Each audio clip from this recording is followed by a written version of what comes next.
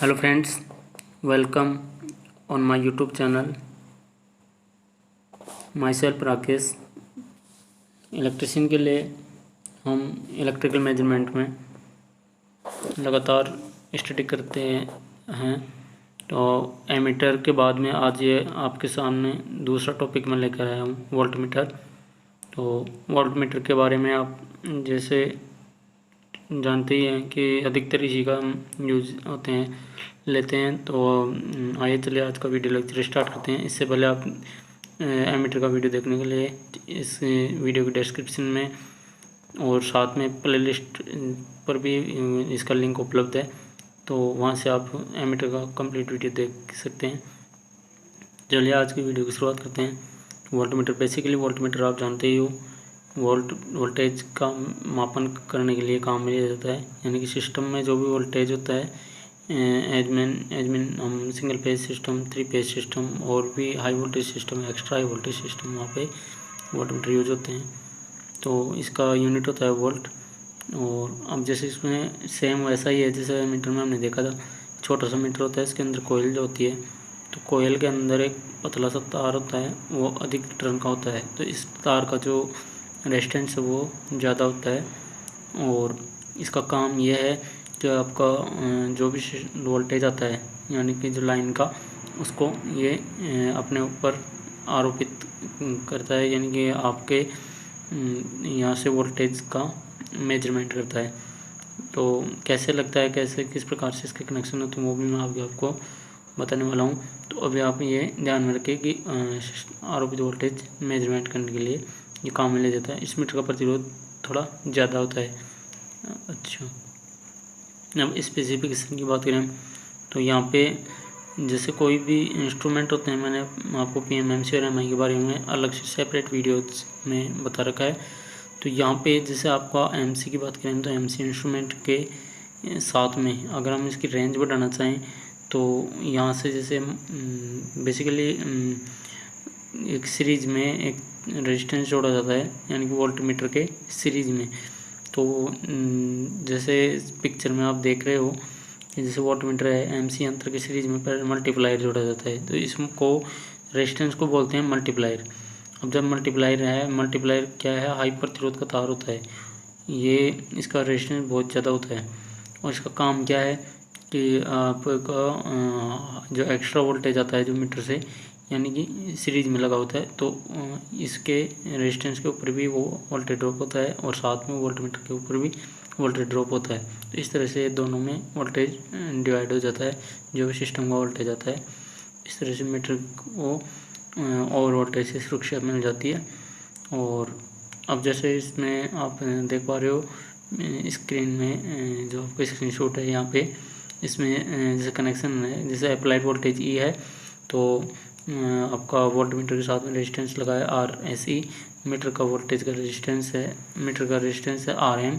तो इस प्रकार से हम जो भी करंट फ्लो होगी वो एक ही होगी, देनी दोनों के थ्रू IM, जो मीटर की करंट होगी वही सीरीज के रेजिस्टेंस की करंट होगी। तो इस प्रकार से मेरे सीरीज रेजिस्टेंस का वैल्यू ज्ञात करना हो तो हम इस ऐसे जो कैलकुलेशन आप देख पा रहे हो, यहाँ से RSE equal to E/IM minus RSH, इस तरह से हम RM मीटर का रेजिस्टेंस है, उस तरह से कैलकुलेशन हम करते हैं। यानी कि यहाँ से सीधा सा कॉन्सेप्ट यही है कि टोटल जो रेजिस्टेंस है वो मीटर का रेजिस्टेंस प्लस में इसका जो मल्टीप्लायर जो जोड़ा है, यानी कि सीरीज में जो रेजिस्टेंस जोड़ा है, इन दोनों का प्रतिरोध। तो इस प्रकार से आप ये पूरी कैलकुलेशन अच्छे से देख सकते हैं। तो ये आपको सामने यहाँ पे स्क्रीन पे मैं थोड़ा जूम कर देता हूँ, तो आपके यहाँ से फाइनल सॉल्यूशन आता है कि जो RS है, यानी कि जो सीरीज का रेजिस्टेंस है, उसका वैल्यू आता है M-1 मल्टीप्लाई RM, यानी कि ब्रैकेट में M-1 मल्टीप्लाई RM, यानी मीटर रेजिस्टेंस के साथ में ये हम इस तरह से इसको कैलकुलेशन करते हैं। तो यहाँ ये आपका हो गया स्पेसिफिकेशन। अब चलते हैं हम डिज़ाइन पे। अब डिज़ाइन में यह होता है कि जैसे छोटे मीटर होते हैं उनकी डिज़ाइन मिली वोल्ट में होती है, और जो भी आगे और भी है जैसे मल्टीप्लायर यूज़ होता है साथ में, तो उस हिसाब से रेटिंग बढ़ती जाती है। तो अगर हम मल्टीप्लायर के बिना इसको यूज लेते हैं तो यहाँ पे ये कुछ मिली वोल्ट में ही काम में लिया जाता है। कुछ मिली वोल्ट का मतलब है कि जैसे 30 मिली वोल्ट की रेंज भी होती है इनकी, 50 मिली वोल्ट की भी होती है। इस प्रकार से ये काम में लिए जाते हैं। तो ये लगभग डीसी में काम में लिए जाते हैं मिली वोल्ट में, या फिर प्रैक्टिकल जो लेबोरेटरीज होती हैं वहाँ पे इनको काम में लिया जाता है। अब मल्टीप्लायर के साथ में अगर इसको हम यूज़ करें तो इसकी नॉर्मल रेंज आती है जो वोल्टमीटर की, एक तो 200 वोल्ट में और 600 वोल्ट से अबव, यानी कि सिस्टम का वोल्टेज के अकॉर्डिंग। यानी कि सिस्टम का वोल्टेज जैसे हम यहाँ पे 200 वोल्ट से 300 वोल्ट का भी यूज़ लेते हैं। यानी कि सिस्टम वोल्टेज अगर हमारा LT है, यानी कि सिंगल फेज सिस्टम है, तो वहाँ पे हम 300 वोल्ट की रेंज का एमीटर काम में लेते हैं। और अगर 3 फेज सिस्टम है तो वहाँ पे हम 600 वोल्ट से ऊपर का काम में लेते हैं। यहाँ पे 200 की रेंज में उपलब्ध होता है, 300 की रेंज में उपलब्ध होता है, 600 की रेंज में उपलब्ध होता है, 500 की भी रेंज में उपलब्ध होता है। इस प्रकार से आप ये चीज़ ध्यान में रखें। अब जो मैग्नीन का जो रेजिस्टेंस है, यानी कि जो आपका मल्टीप्लायर है वो मैग्नीन का रेजिस्टेंस से बना होता है, और ये सिरामिक के एक गोलाकार बेलन पर लपेटा हुआ होता है। तो इस प्रकार से सिरामिक की जो ट्यूब होती है, यानी कि सिरामिक का जो रोल होता है उसके ऊपर मैग्नीन का तार लपेटा हुआ होता है। तो इस प्रकार से ये मल्टीप्लायर तैयार होता है।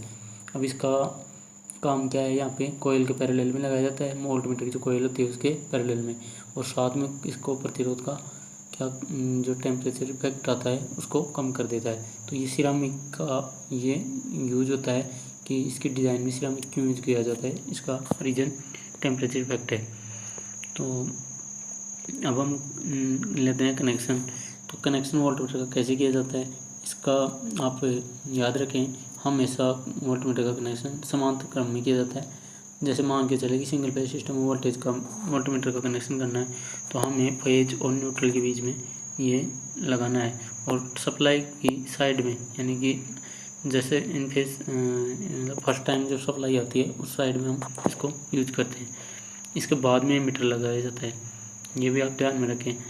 अगर हमने इसको श्रेणी क्रम में लगा दिया, वोल्टमीटर को श्रेणी क्रम में, और तो इसका मतलब ये होगा कि जैसे लोड की जो भी करंट होगी वो इसमें से जाएगी, तो यहाँ से तो हाई रेजिस्टेंस है इसका, तो इसके तो कोई इफेक्ट आएगा नहीं। लेकिन जो अगर इसके बजाय आपको एमीटर को फिर पैरेलल में आपने लगाया है तो वहाँ पे एमीटर जल जाएगा, यानी कि एमीटर को पैरेलल में नहीं लगाना चाहिए।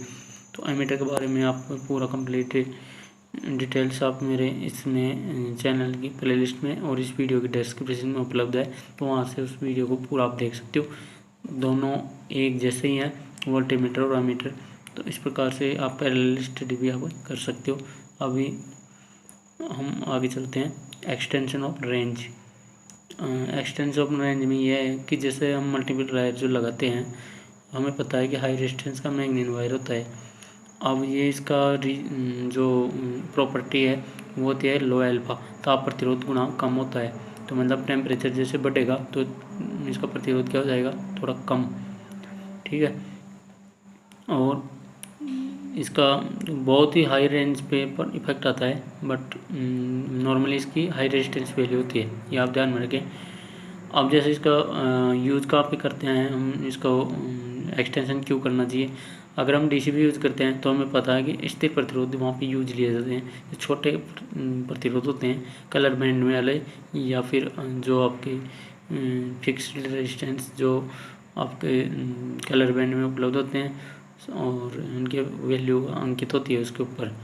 तो और एसी में अगर अब हम काम में लें तो एसी वाले जो वो ये आपके प्रतिरोध हैं, तो ये सिरामिक के ट्यूब पे लपेट के मैग्नीन वायर को और इस प्रकार से तैयार किए जाते हैं। तो ये आपके मल्टीप्लायर कहलाते हैं। अब इसमें स्क्रीनशॉट में आप देख पा रहे हो कि जैसे मान लीजिए सिस्टम का वोल्टेज V है, ठीक है, और हमने मल्टीप्लायर जोड़ रखा है R या RS भी कहते हैं उसको, ठीक है। और मीटर सिस्टम का मीटर का वोल्टेज रेजिस्टेंस है RV, यानी कि वोल्ट मीटर का रेजिस्टेंस, या फिर RM यानी कि मीटर का रेजिस्टेंस। तो इस प्रकार से आप कुछ भी जो भी आप लिखें उस हिसाब से। अब जैसे मीटर की करंट जो है जो इसमें फ्लो हो रही है IM, या फिर लोड करंट है जो टोटल I, तो वही करंट तो इसमें से जाएगी मल्टीप्लायर में से, और वही करंट जाएगी मीटर में से। इस प्रकार से हम जानते हैं कि सीरीज में एक ही करंट होती है, यानी कि लाइन जो करंट होती है वो समान रहती है। अब जैसे हम वोल्टेज टोटल जोड़े तो हमें इस प्रकार से मिलेगा कि V equal to I R, जो I करंट है और R है unknown resistance multiplier resistance sorry, और प्लस में I और R V यानी कि वोल्टमीटर का प्रतिरोध।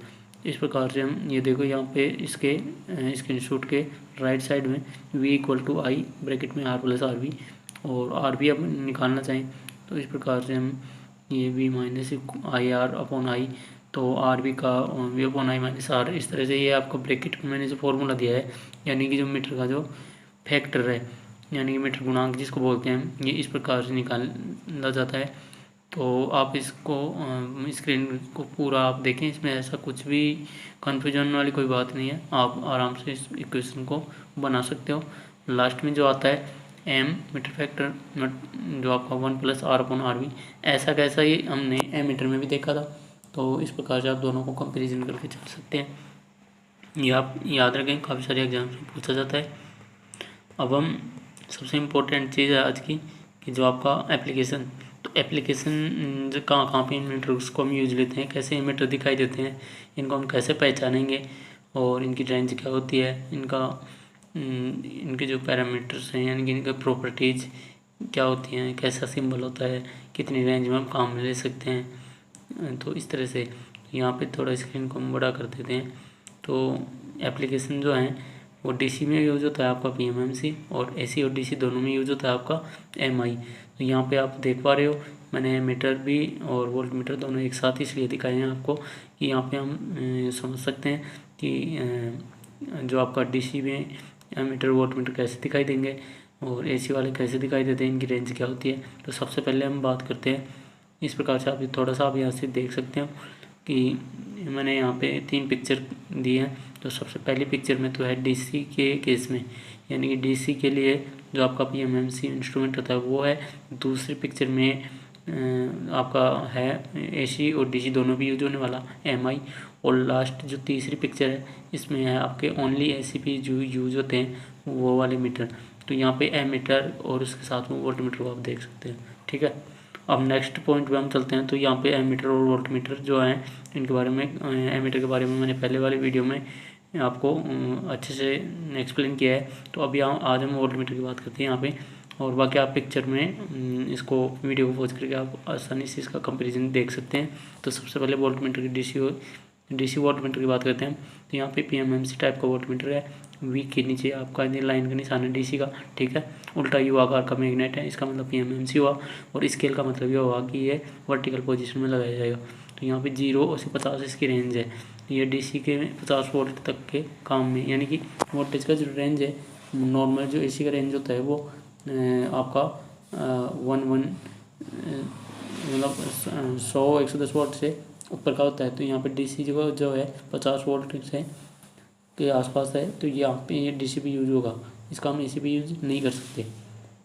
अब दूसरा मीटर आपका जो है एसी और डीसी दोनों के लिए, तो हम पहले एसी वाले पे चलते हैं, तीसरे पे। तो यहाँ पे आपका वोल्ट मीटर जो एसी का है, यानी कि जो सिंबल एसी का दिखाई दे रहा है साइन आकार का, इसकी रेंज है 0 से 300, यानी कि 300 वोल्ट पर हम इसको यूज ले सकते हैं।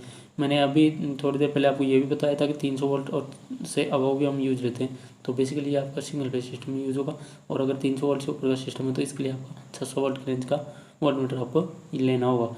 इस प्रकार से इसमें एमआई का निशान आप देख पा रहे हो, वर्टिकल इसकी पोजीशन है, और इस प्रकार से मतलब आपस में सब मीटर कॉमन है, दिखाई एक जैसे देते हैं, बस हम इसका सिंबल और इसका स्केल देख के हम इनको पहचान सकते हैं।